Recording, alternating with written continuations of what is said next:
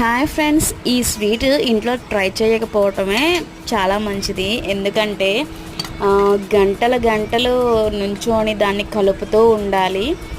ఇంకా sweet gas పొయ్యి అన్నీ వేస్ట్ అయిపోతాయి. ఎక్కువసేపు మరిగించాలన్నమాట.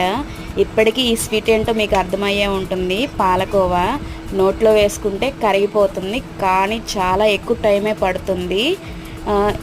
పాలకోని పాలు ఒక హాఫ్ లీటర్ తీసుకొని అందులో కొంచెం పాల పౌడరు, పంచదార ఇవన్నీ వేసుకొని దగ్గర పడే అంతవరకు కలుపుతూనే ఉండాలి, అడుగంటకుండా.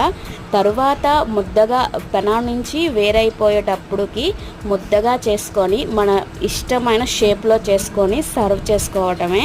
టేస్ట్ అయితే నోట్లో వేసుకుంటే కరిగిపోతుంది, కానీ ఇది ఇంట్లో ట్రై చేయకపోవటమే చాలా మంచిది. ఎందుకంటే ఎక్కువ టైం పడుతుంది. Bye bye.